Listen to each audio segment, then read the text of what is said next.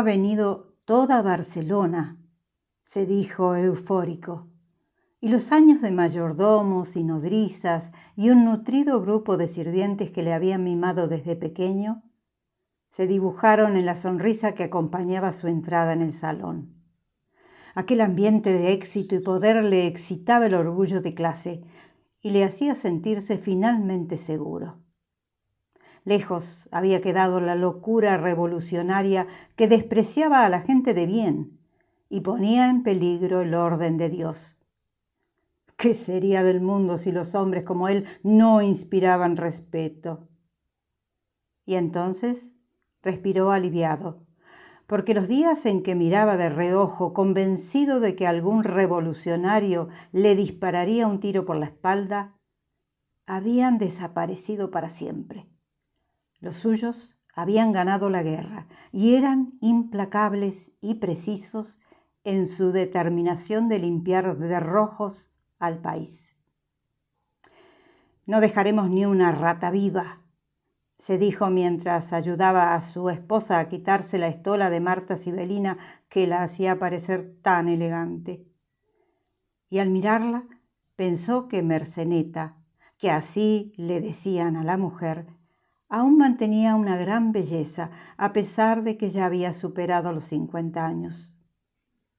Buena para pasearla, pensó, y la idea de que aquella dama, refinada y culta, le pertenecía como el resto de los objetos de lujo que tenía en propiedad, le hizo sentirse poderoso, tan poderoso como los hombres que ahora gobernaban el destino de España. Aunque en los momentos de debilidad reconocía que sentía algo por ella, no la amaba desde hacía años y solamente la tocaba cuando le apetecía recordar que era suya, que podía hacer lo que quisiera con ella. No era sexo, era posesión.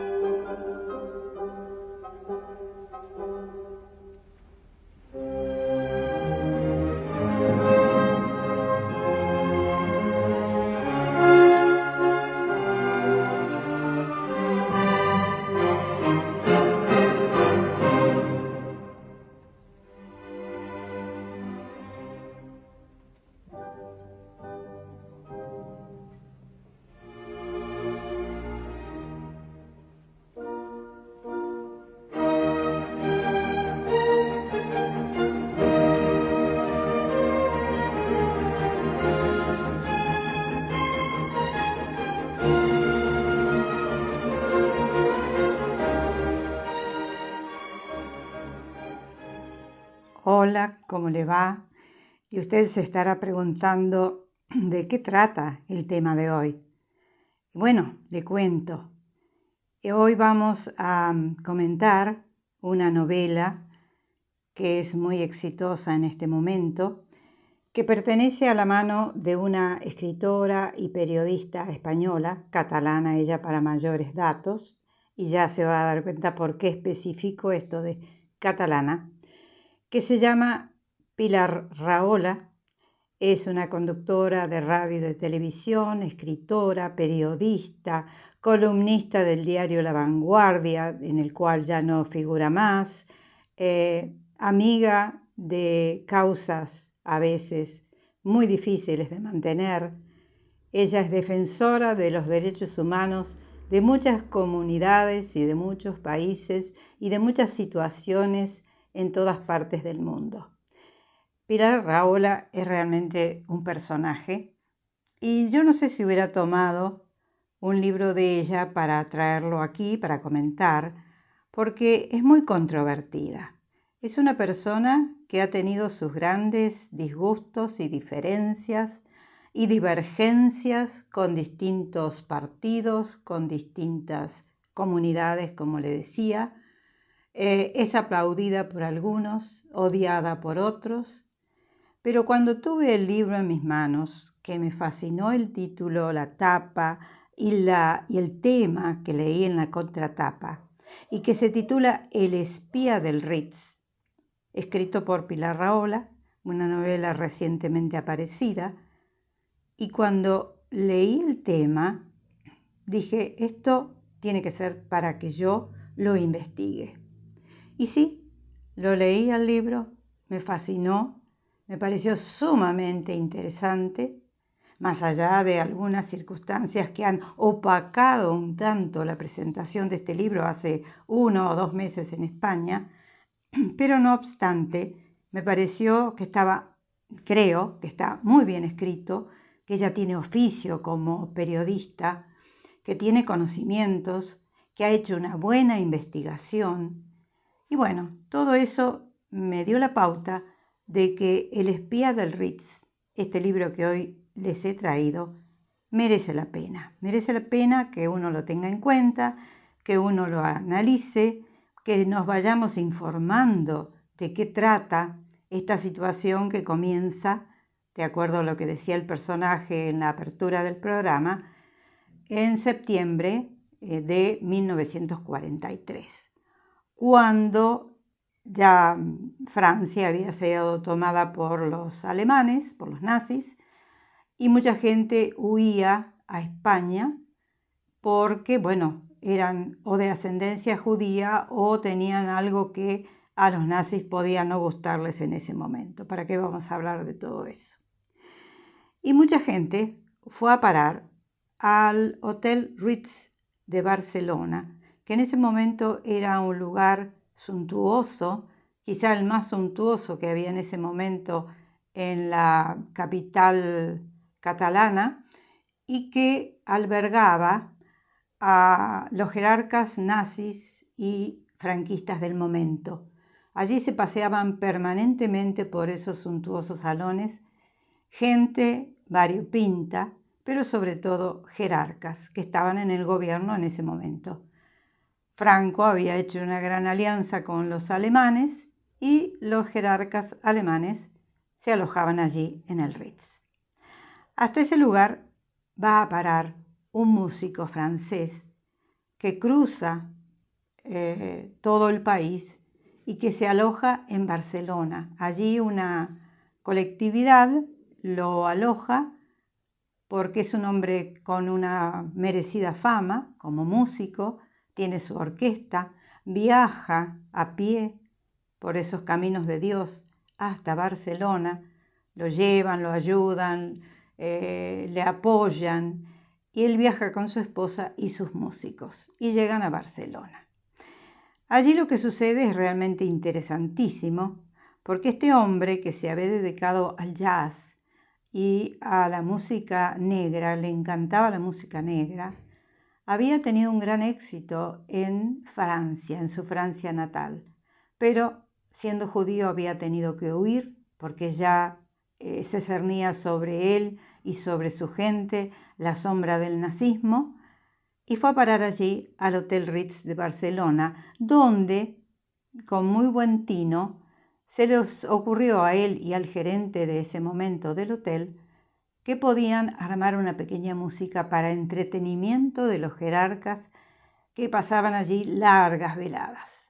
Bueno, todo eso se hizo, sucedió, y todo eso se ve en este libro tan interesante, que además de ser muy bien escrito, de estar muy bien escrito, usted se siente instado o impelido a buscar información, porque hay hoteles Ritz en grandes capitales del mundo, sobre todo, por supuesto, la de París, la de Londres, en Madrid también. Yo he estado en el Hotel Ritz de Madrid, suntuoso, un palacio, pero un grupo de hombres muy adinerados y muy influyentes en el comercio, en la industria, en los estratos de poder de Barcelona, en la primera década del siglo XX, se dijeron, tenemos que tener un Hotel Ritz. Y en 1919 se inauguró este lugar, realmente un palaciego, fuera de las capitales de los países. Fue la primera vez que un Ritz estuvo no siendo ese lugar, esa ciudad, capital del país. Pero En Barcelona, en Cataluña, había hombres muy poderosos, que tenían una vida muy suntuosa, muy rica. Y, por ejemplo, entre los que impulsaron a que se hiciera el Hotel Ritz de Barcelona, estuvo Eusebio Well, el famoso comerciante de textiles barcelonés que impulsó a Antoni Gaudí para hacer todos esos monumentos, entre ellos la Sagrada Familia, que fascinan al mundo entero. Bueno, el Hotel Ritz de Barcelona ya no se llama así por cuestiones de herencia y de sucesiones, ahora se llama el Palace Barcelona, pero sigue siendo tan suntuoso como siempre y está ubicado en el mismo lugar. En pleno, no en el Paseo de Gracia, pero sí en el Eixample, cerca de por donde se va a la Sagrada Familia. Los que conocen Barcelona saben a lo cual me estoy refiriendo. Bueno, hasta allí llega este hombre que es músico, que es francés, que está huyendo de los nazis y que se ha puesto como nombre artístico Bernard Hilda. En realidad su verdadero nombre era Levinson. Él había nacido en Estados Unidos, sus padres judíos habían vuelto a Europa, siendo él todavía un joven, y allí había triunfado en distintos lugares nocturnos en Francia. Pero ahora le toca elegir Barcelona porque hasta allí lo lleva la organización que está ayudando, la Joint, que está ayudando a muchos judíos a huir de Europa y a radicarse en los Estados Unidos. Él llega hasta allí con su esposa, Flora, el grupo de músicos, y bueno, esa noche, la noche en la cual se abre el libro con esa reflexión, hay una recepción para los jerarcas y uno de esos hombres poderosos, Eusebi, alardea con la belleza de su esposa, a la cual ya no ama, pero que usa para sus manejos. Es una revista que tiene muchísimo dinero, tosco, burdo, y que, bueno, usa a su esposa Merceneta como una moneda de cambio para hacer sus negociados. En el Ritz se hace esta suntuosa fiesta, el swing de la orquesta de Bernard Hilda está animando junto con el champán y las luces, y que lo importante de todo esto es cómo uno va descubriendo en el libro lo que era Barcelona en ese momento. Después de la Guerra Civil Española había quedado devastada y se erigían algunos monumentos y algunos palacios suntuosos, sobre todo de particulares, pero en este caso el hotel era un lugar de tránsito donde iban y venían los poderosos, mientras esto contrastaba con la oscuridad de una ciudad donde los fusilamientos, las niñas de los prostíbulos, la resistencia y el contrabando marcaban el hecho cotidiano o el hacer cotidiano de los supervivientes, de los ciudadanos que todavía vivían en Barcelona. Pero la situación era espantosa y estaban los falangistas y los franquistas empeñados en exterminar absolutamente a todos los comunistas, los rojos, como les decían ellos en ese momento. Bueno, vamos a hacer una pausa y después voy a comenzar a leerles parte de lo que tanto Merceneta como algunos otros personajes que existieron en la vida real. Creo que Merceneta y Eusebi son personajes de ficción que sirven para conducir el relato. Pero está Bernard Hilda, está su esposa Flora, hay otros personajes que tienen que ver con la política del momento, y bueno, todo eso lo vamos a ir viendo a través de las páginas de este libro, que consta de 400 justamente y que se titula El espía del Ritz. Mientras tanto, vamos a separar estos bloques con ráfagas musicales del concierto para piano número 3, opus 37 de Ludwig van Beethoven. Y seguimos después hablando de El espía del Ritz.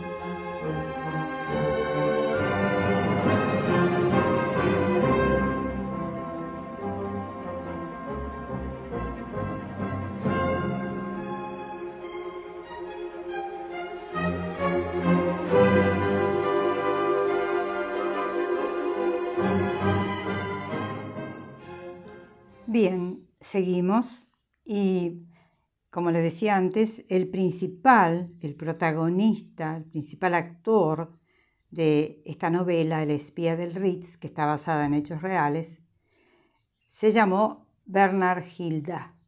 En realidad yo les dije que se había cambiado el nombre de Levinson por Hilda. No, él nació como Levitsky, no sé por qué dije Levinson. Bueno. Bernhard Levitsky nació en 1914 en Francia, después sus padres se fueron a Estados Unidos.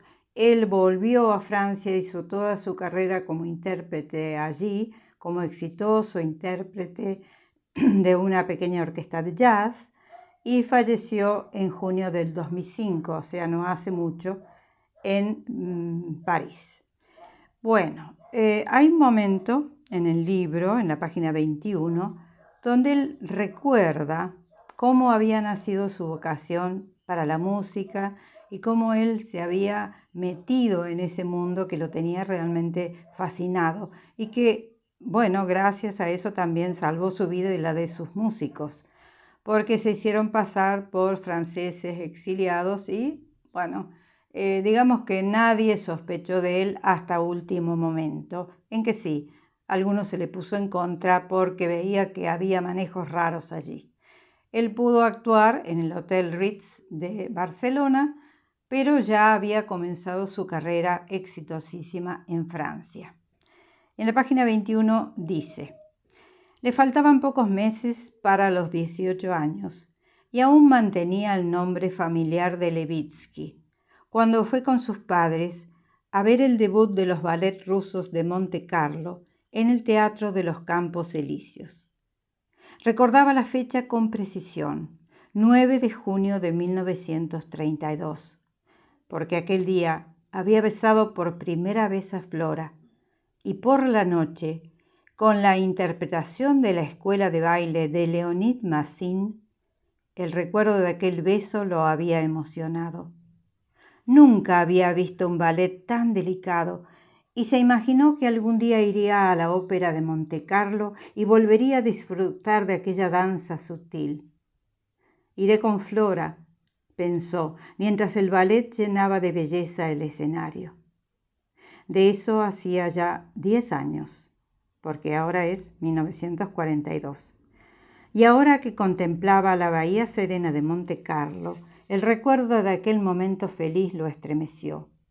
Ya no se llamaba Levitsky. Había completado sus estudios de violín, se había casado con Flora, había creado una orquesta de jazz. Los nazis habían entrado en París y de repente el mundo se le había resquebrajado para siempre. Todo lo que conocía y amaba estaba enterrado bajo una montaña de escombros y ya no había sueños por construir ni esperanzas a las cuales aferrarse, porque la única ley que reinaba en sus vidas era la de la supervivencia. Vivir un día más, cada día, y no ser cazado como una rata. Ese era el único objetivo, la única meta, la única religión. y con esa fe del superviviente había huido al sur con su familia y los músicos, y hacía 2 años que la orquesta tocaba en los locales de la Costa Azul, en Cannes, en Saint-Tropez y sobre todo en Niza. Bueno, Francia había caído ya en 1940, había sido invadida por los nazis. Él se había mantenido un tiempo más en Francia, pero cuando le dijeron que estaba la cosa muy terrible, muy fea, se dio cuenta que estaba jugando con su vida y con la de su gente. Entonces se decidieron a cruzar los Pirineos y a llegar a Barcelona. En la página 25 dice: eran tantas las noticias que se acumulaban que a menudo Bernard tenía la impresión de vivir dentro de una novela perversa, donde cada acontecimiento infausto no era más que el preludio de otro peor, en una carrera hacia el abismo. Cuando escucharon la noticia del armisticio con Hitler en Compiègne, pensó en su visita a ese lugar histórico 2 años antes.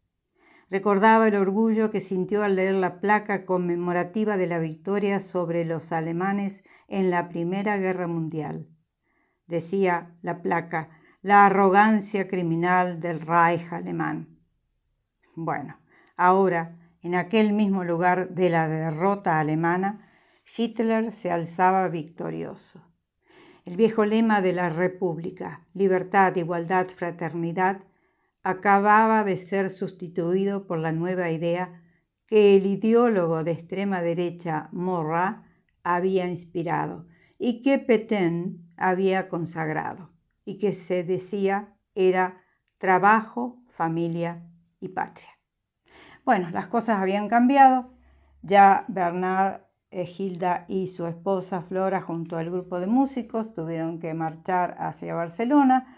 Allí se asentaron, encontraron una buena receptividad y bueno, no era muy religioso, un hombre que podía dejar pasar las festividades religiosas sin darse a conocer como judío. Y bueno, su esposa había perdido a toda su familia en los campos de concentración, él ya lo sabía. Entonces, cuando llega a Barcelona, empieza a hacer trámites para poder huir hacia los Estados Unidos. Y en la página 36 él se pregunta: ¿huir de quién? ¿De los nazis? ¿O era de los propios franceses, de sus vecinos, de las personas que los saludaban en la tienda, de la buena gente que iba a escucharlo? ¿Cuántos de todos ellos querrían verlo encarcelado si supieran que era judío? Después de todo, ¿qué era el gran escritor Céline sino francés? Recordaba la fuerte impresión que le había causado la lectura de unos fragmentos de un libro de Céline. Bueno, él estaba obsesionado con lo que estaba sucediendo. Uno de sus amigos, obsesionado con el antisemitismo que se vivía en ese momento, le decía: veremos pogromos en Francia, ya lo verás, no tenemos otra salida que ir a Palestina. Bueno, ese hombre, su amigo, estaba imbuido de fuertes ideales sionistas, pero él no pensaba en que el sionismo era la solución. Es decir, no tenía la idea de irse a Palestina. Quería otra circunstancia para su pueblo, quería otro camino, otro futuro. Quizá estaba un tanto errado en su forma de pensar, porque lo que muchos antisionistas del momento pensaban, igual que Hannah Arendt, era que los judíos debían diseminarse por el mundo, no estar en un solo lugar, todos unidos y apeñuscados en un pequeño lugar como fue Israel. No, pensaban que tenían que dispersarse por el mundo. Bueno, Hannah Arendt no estuvo muy acertada en su pronóstico, porque si bien los judíos, la mayor parte de ellos fueron a parar a Palestina, los que quisieron, o los que pudieron, porque no era tan fácil ingresar en ese momento, todo el mundo quería ir para allá, todo el mundo judío. Ellos se fueron a Estados Unidos, muchos de sus compatriotas o conciudadanos se iban a Europa, dejaban Europa y se iban a Estados Unidos, y bueno, allí desde Estados Unidos se dispersaron por todo el mundo y han abarcado, más allá de lo que decía Hannah Arendt, han abarcado todas las ramas, todos los países, y han podido hacer un ciclo perfecto de creación, un ciclo que ni Bernard ni tanta gente se suponía a través del sionismo. Pero sí, eso sucedió y ahora están imperando en todos los lugares de prestigio donde el judío en general se destaca. Por supuesto, también viven en Israel y viven más, ¿cómo decirle?, más al amparo de un país, de una nación, de una república. Pero de cualquier manera las cosas ya han cambiado, si bien dicen de vez en cuando que hay algún rebrote de neonazismo, las cosas han cambiado y bueno, se manejan y la sociedad los acoge, los inserta de otra manera. Algo que a mí personalmente me llena de alegría, porque si pienso que yo pertenezco a una familia católica, que en su momento los católicos se portaron tan mal con los judíos, y cómo desde la época de quién sabe cuánto, pasando por la Inquisición, llegando a Hitler, pasando por Mussolini, pasando por Franco, cuando uno piensa en todo eso realmente se le paran los pelos de horror por haber tenido a esa gente de esa manera. Bueno, Flora se entera de que su familia ha ido a parar a Auschwitz, entonces Bernard se decide a partir de ese momento, a partir de Europa. Él tiene algunos familiares en Estados Unidos, tiene una hermana, Irene Levitt, que se hace llamar, que vivió hasta hace poco tiempo y que cantaba e integraba una orquesta como cantante y alentaba a las tropas aliadas durante la Segunda Guerra Mundial. Pero todavía eso no había llegado porque estamos en 1942. Ellos están por querer partir para Estados Unidos, pero no es tan fácil. No es tan fácil, tienen que hacer muchos trámites, tienen que tocar muchas puertas, tienen que disimular muchas cosas y todo eso lo va a usted ir viendo en este libro que se llama El espía del Ritz, que hoy he traído para comentarles. Hacemos otra pausa y después vamos a hablar de Pilar Rahola, de su autora, y de algunos momentos que esta autora ha tenido malos momentos en los últimos tiempos porque alguien la ha acusado de plagio. En esta novela la ha acusado de plagio. Ya tiene varias acusaciones Pilar Rahola en su haber. Es una persona muy difícil de seguir, pero es fascinante. Es fascinante y esta investigación que ha hecho para este libro es doblemente fascinante. Ya volvemos.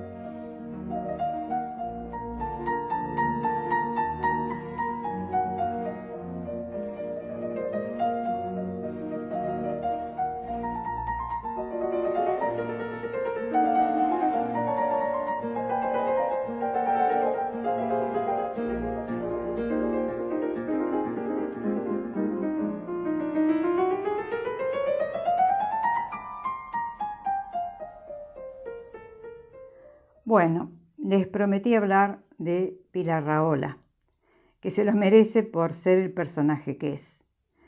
Pilar Rahola es periodista, es novelista, es conductora de televisión y de radio. Es sobre todo una acérrima y fervorosa defensora de los derechos humanos, de minorías, de pobres y ausentes, defensora de Israel, del sionismo, de Palestina también. Es muy amiga de nuestro país, de muchos periodistas que la llaman permanentemente para que ella opine. Le encanta opinar, es independentista, se dice de izquierdas pero la acusan de ser de derecha. En fin, es una múltiple personalidad que de vez en cuando comete algunos errores que le cuestan caro. Por ejemplo, el diario La Vanguardia, en el cual ella participó o colaboró durante mucho tiempo, acaba de despedirla. ¿Qué ha sucedido en los últimos tiempos? Hay un escritor catalán que escribió un libro que se llama El espía del violín. No el espía del Ritz, sino el espía del violín. Y la ha acusado a Pilar Rahola de haber plagiado su tema. Pilar Rahola está en este momento con una demanda judicial contra Josep María Loperena, que es el otro autor que falleció en enero de este año 2021, porque todo esto sucedió durante el 2020. Claro, estábamos en otra cosa, entonces ni nos enterábamos de todo esto que estaba pasando. Pero ella editó el libro a fines del 2020 y lo editó en una editorial que hasta ese momento había tenido el manuscrito del escritor Josep María Loperena para editarlo, El espía del violín. Bueno, lo había registrado él, lo escribió en el 2002, lo registró en el año 2008 y el año pasado él se decidió a publicarlo. Pero simultáneamente en esos mismos días, 10 años después, se enteró de que estaba apareciendo la novela de Pilar Rahola, El espía del Ritz. Cuando él vio la sinopsis del libro, se dio cuenta, o creyó porque ha muerto, creyó que Pilar Rahola había plagiado su libro. Bueno, todo lo que él pudo decir, creo que hay una cosa que lo demuestra, porque según él inventó el hecho de que Bernard Hilda fue espía y trabajó para Francia Libre. Eso lo inventó él. Y Pilar Rahola dice que, en sus declaraciones, dice que Bernard Hilda fue espía para Francia Libre y que ella ha investigado eso.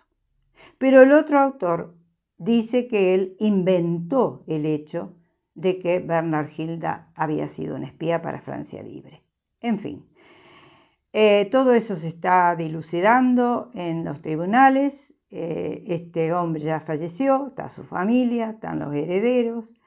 Él pensaba que alguien le había dado su guión a Pilar Rahola, se había apropiado indebidamente el personaje de Bernard Hilda, de su cualidad de falso espía y del ambiente de la alta burguesía de Barcelona, señaló Loperena. Pero, en fin, la cuestión es que, una vez más, Pilar Rahola ha tenido un gran disgusto. Ella no se queja, ella directamente dice que va a demandar al que la acuse de plagio. Y así ha venido sucediendo a lo largo de muchos años en que Pilar Rahola se ha visto inmersa en conflictos permanentemente. Eso no significa que no sea una buena reportera, que no sea una buena defensora de los derechos humanos, que apoye con entusiasmo a muchas cosas en el mundo entero, Pero también me pregunto si realmente una profesional, como se supone que es Pilar Rahola, con todas las de la ley, una señora mayor que tiene 64 años, no da lugar a la duda. Y sí. Por eso yo cuando tuve este libro en mis manos, yo dudé en comentarlo, porque sabía de todas estas circunstancias que la rodean. Pero de cualquier manera, la novela me pareció tan estupenda que decidí comentarla. Y por eso hoy les traigo en este programa a El espía del Ritz, de Pilar Rahola.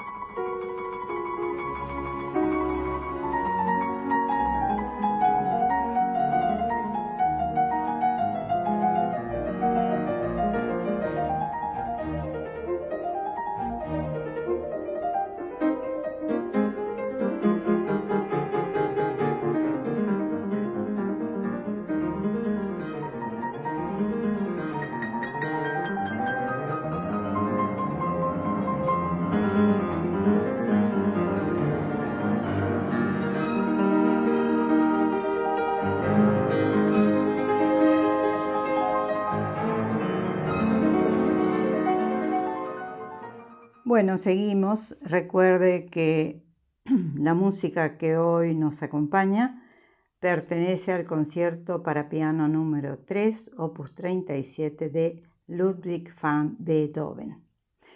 Y me voy a la página 167, donde se dice qué sucedió con Bernhard Hilda y sus músicos una vez que se enteraron de que Hitler había sido, él y sus tropas, habían sido vencidas en Stalingrado. Él ya había ofrecido sus servicios a la República Francesa, no a la dominación nazi, sino a los que estaban del otro lado, digamos, del nazismo.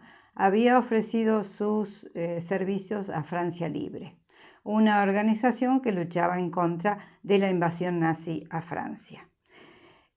Todo eso él lo concretó cuando se enteró que la familia de su esposa había sido asesinada en Auschwitz y que Hitler había sido rendido en Stalingrado.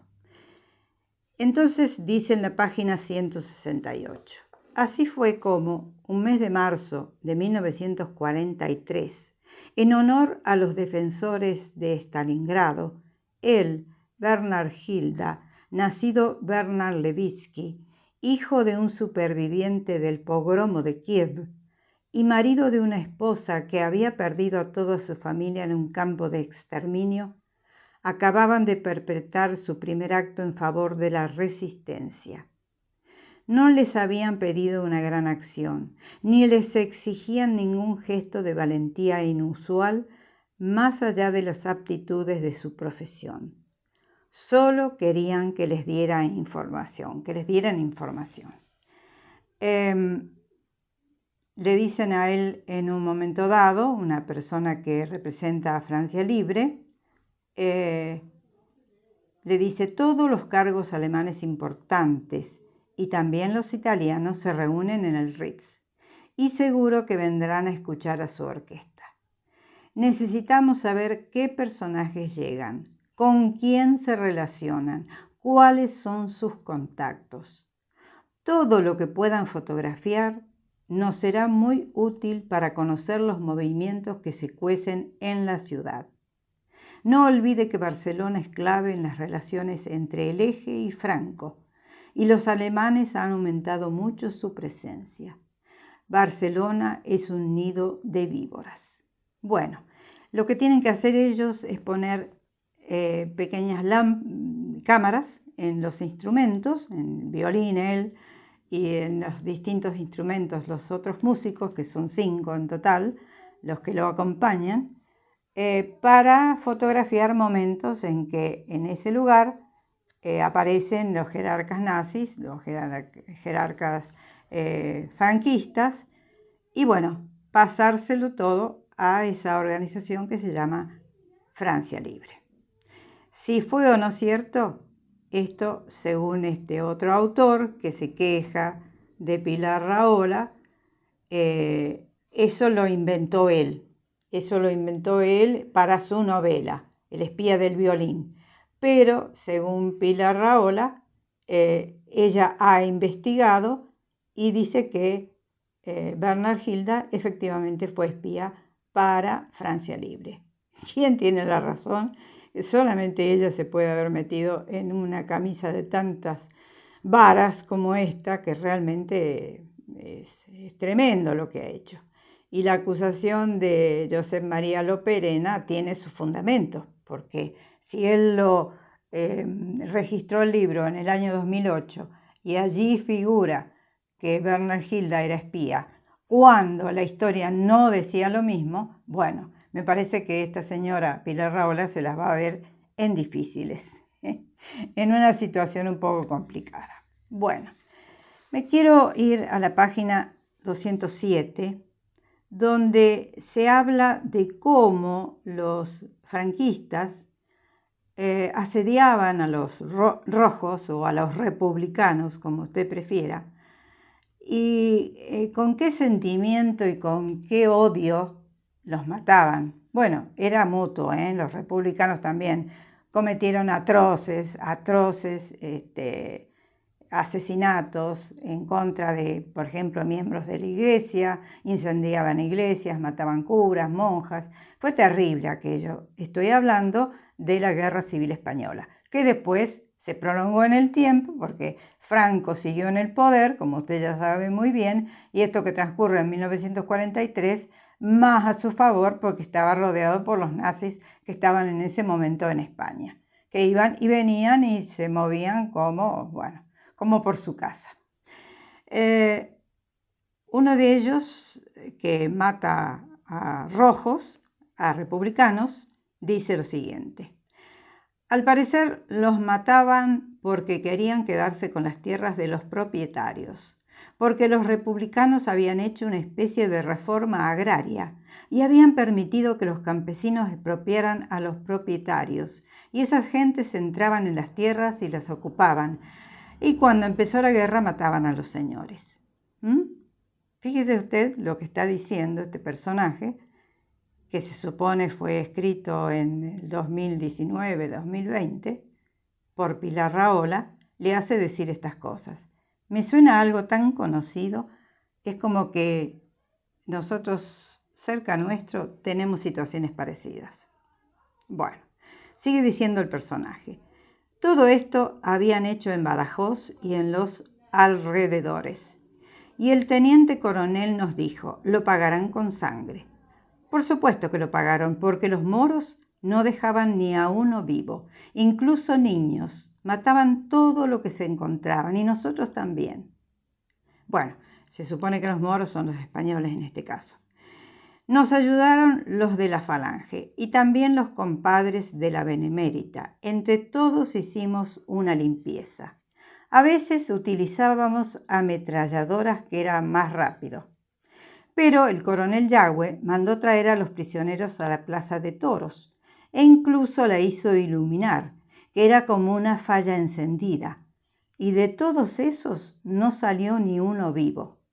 Este hombre, falangista él o franquista, alardea de lo que hicieron con los republicanos. Los fusilábamos de 20 en 20, como hacemos ahora, y los amontonábamos en los rincones de la plaza, decenas de montañas de cadáveres, y después los llevábamos en todo tipo de camiones, la mayoría camiones de granja para los animales. ¿Os podéis creer? Me río porque es espantoso. ¿Os podéis creer que teníamos la plaza llena de público que nos aplaudía, felices de que limpiáramos la ciudad de toda aquella chusma? Incluso unos camaradas legionarios que querían divertirse un poco, tomaron unos cuantos de esos desgraciados. ¿Y sabéis qué hicieron? Pues los utilizaron como si fueran toros. Los perseguían y les clavaban unas banderillas que encontraron. Y nosotros gritábamos, ¡olé! Y hay otro que le contesta, ¡qué gran espectáculo, bien merecido, sí señor! Que Dios siempre hace llegar el castigo a sus enemigos, que por eso la gloria de España es la gloria de Dios. Por supuesto, repite otro, la gloria de Dios. Siguen diciendo, ¿sabéis cuál fue el trabajo más pesado? Pues como aquí más o menos, librarse de los cadáveres.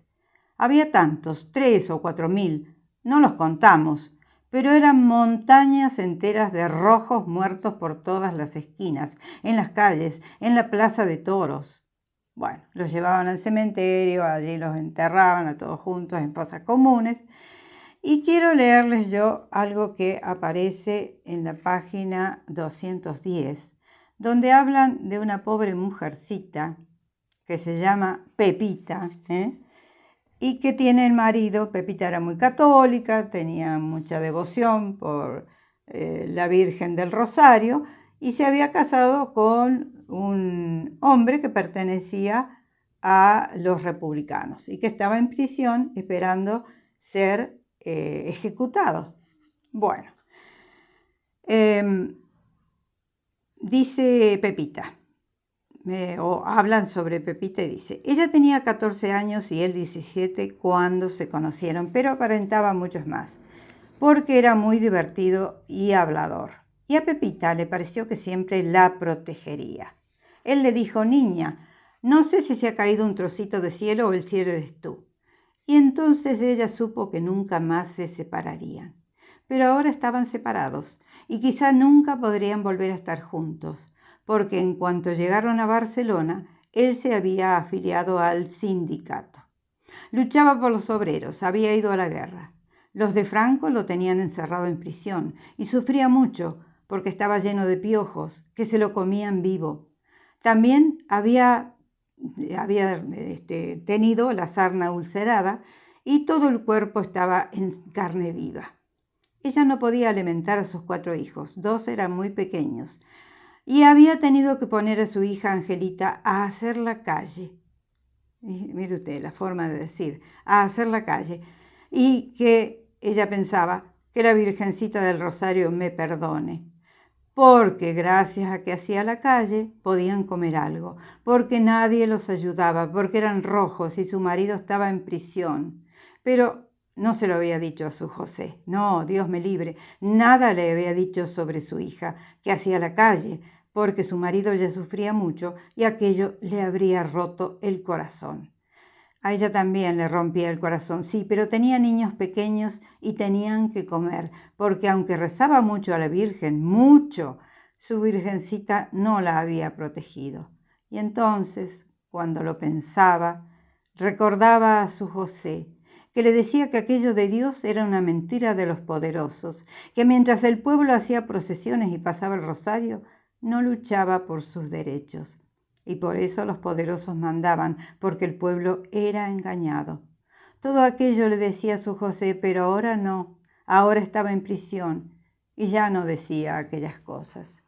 Quise leerles este momento porque Pilar Rahola sabe cómo decirlo y la descripción que ella hace, apelando a la ironía, es impagable. Está muy bien hecho esto, está muy bien escrito, tiene muchos momentos así.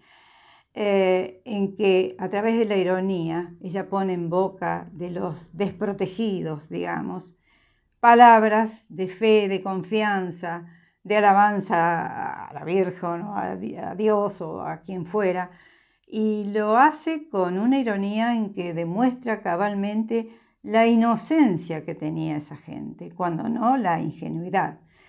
Bueno, yo creo que valía la pena decirles esto o comentarles este momento, porque me pareció justamente un momento clave para ver con qué calidad escribe Pilar Rahola, con qué calidad ha escrito este libro que se titula El espía del Ritz y que hoy hemos traído a este nuestro programa número 7, Cultura Ya. Hacemos una pausa y seguimos hablando de este tema realmente apasionante.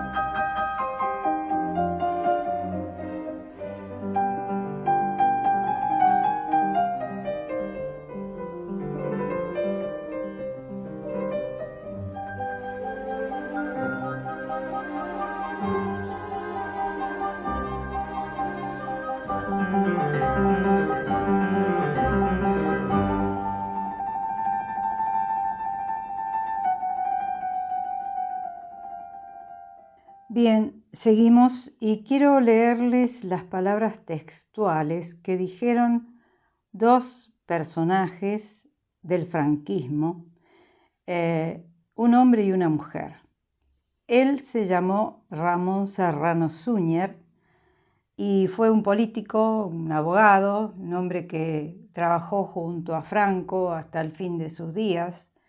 Murió siendo ya muy mayor, aproximadamente para la época en que falleciera Franco. Fueron grandes camaradas y en el año 1941, cuando ingresan los nazis a Francia y bueno, Franco les abre las puertas a los nazis, él dijo lo siguiente: hoy saludamos alborozados el propósito victorioso del pueblo alemán de organizar una Europa más justa y más conforme con el pasado y el presente de honor y de gloria de dos pueblos que, como Alemania y España, tienen derecho a la plenitud geográfica y moral de su grandeza y de su libertad. Arriba Alemania, viva Hitler. Esto lo decía Ramón Serrano Suñer en 1941. Y a su vez, una hija y hermana de dictadores, como fue Pilar Primo de Rivera, opinó sobre las mujeres, esta hija y hermana de falangistas, que a su vez eran íntimos amigos de Franco. Pilar Primo de Rivera fue hermana de el famoso Primo de Rivera, que fue el primer, digamos, el primer presidente que tuvo la España franquista. Ella dijo: las mujeres nunca descubren nada. Les falta, desde luego, el talento creador, reservado por Dios para las inteligencias varoniles. Nosotras, las mujeres, no podemos hacer más que interpretar, mejor o peor, lo que los hombres nos dan ya hecho. Mire usted, ¿no? ¿Cómo no van a ser machistas? Si las mujeres mismas eran o son las machistas. En fin, esto no me lo quería perder de leérselo porque realmente es invalorable.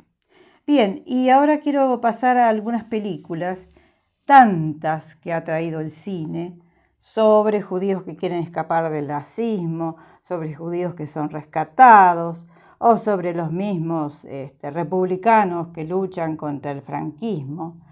Y bueno, el encabezado de todo está con la película de Steven Spielberg, La lista Schindler, del año 1993. Bastardo sin gloria, del año 2009, de Quentin Tarantino, donde una dueña de cine judía debe estrenar un filme nazi, con Brad Pitt en uno de los roles protagónicos y Christoph Waltz. Me pareció fantástica porque tiene mucha ironía, es muy ácida, mucho sentido del humor. Bastardos sin gloria. También está la versión televisiva y cinematográfica de Suite francesa, basada en el libro de Irene Nemirovsky, con Kristin Scott Thomas y Michelle Williams como protagonistas, una película del año 2014.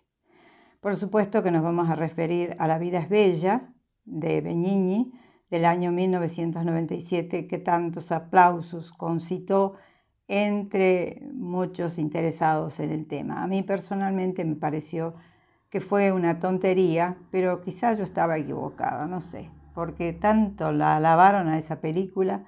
A mí me pareció tan descabellado mostrar el horror de los campos de exterminio a través del humor de Roberto Benigni, que me pareció lamentable, pero bueno, son gustos y criterios.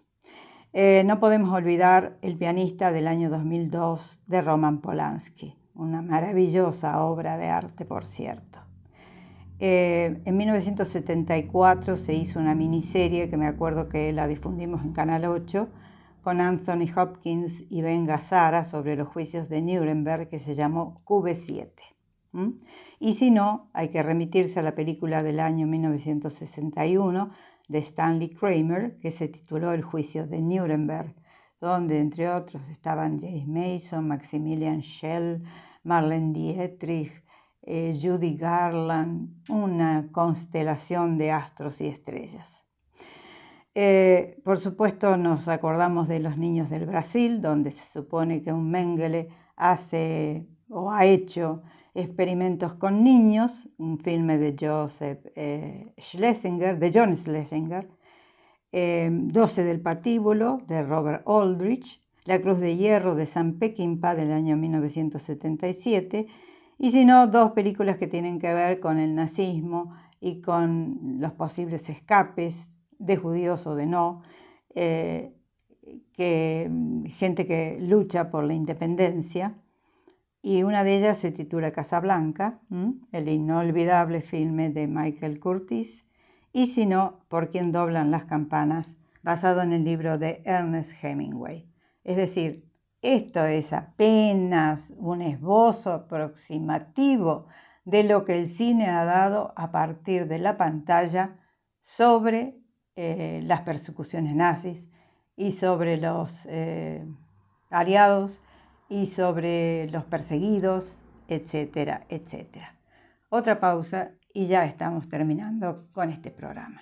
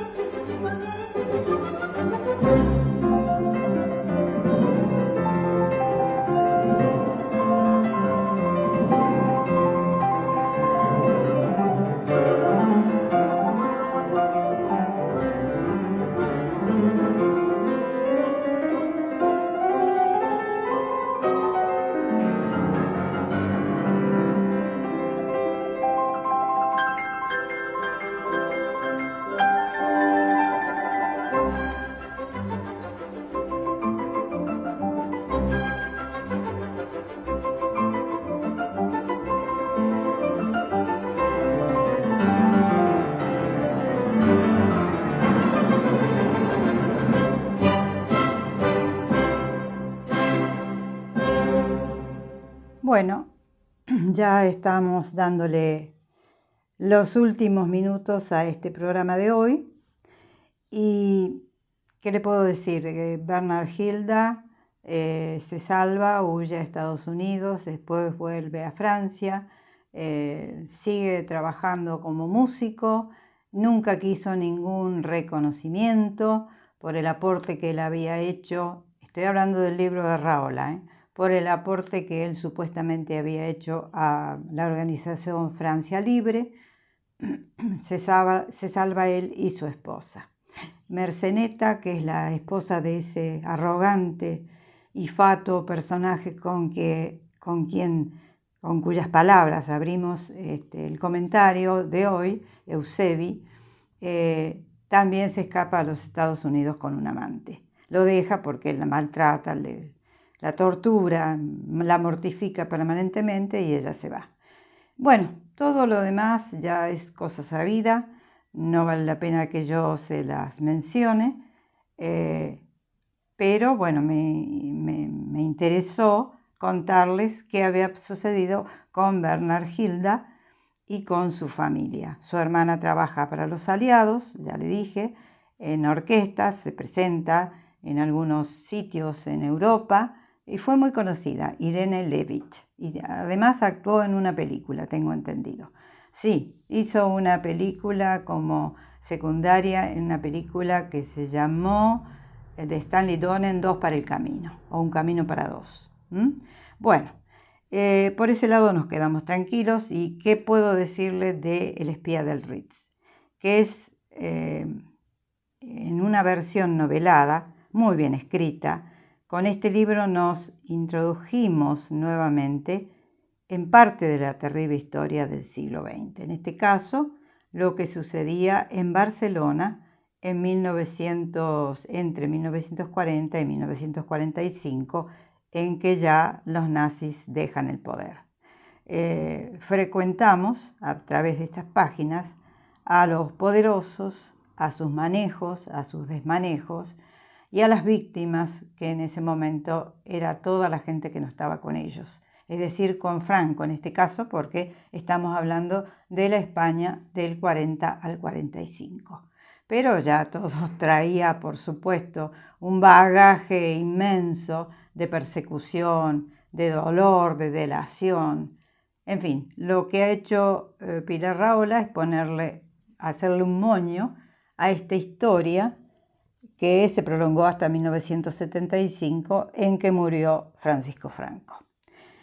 Bien, señores, quiero agradecer, mejor dicho, antes de agradecer a toda la gente que me acompaña, quiero decirles, que ProArte sigue con su programación en el año 2021. El 29 de octubre, en el ciclo dedicado al Montserrat, hubo un concierto, se llamó Confluencia Barroca, con música de Purcell y de Bach.